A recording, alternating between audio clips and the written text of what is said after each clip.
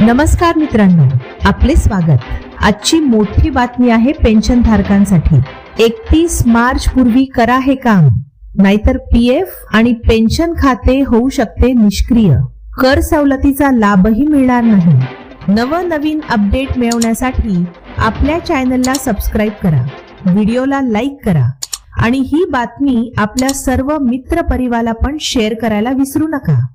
आर्थिक वर्ष 2025 ते 26 संपायला आता फारसा वेळ उरलेला नाही।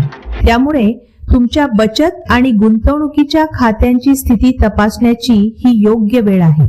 जर तुमच्याकडे public provident fund PPF, Sukanya Samriddhi Yojana SSY आणि नॅशनल पेन्शन सिस्टीम NPS खाते असेल तर 31 मार्च 2026 पूर्वी यात किमान रक्कम जमा करणे अत्यंत आवश्यक आहे।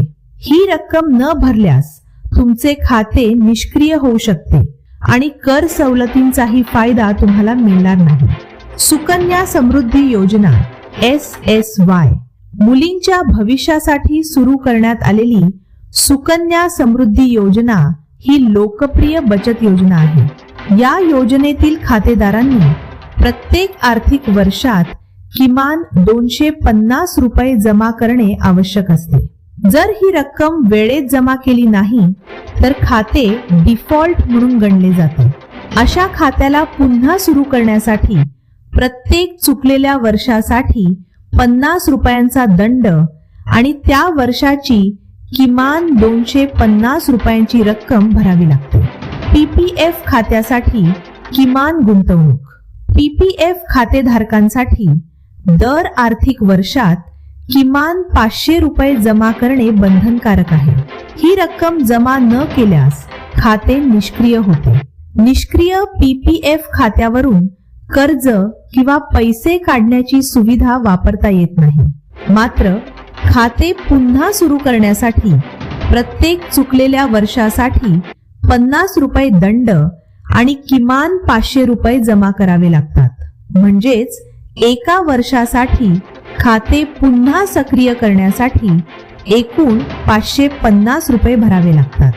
NPS खात्यातील जमा निवृत्तीनंतर आर्थिक सुरक्षितता मिळवण्यासाठी अनेक जण NPS मध्ये गुंतवणूक करतात।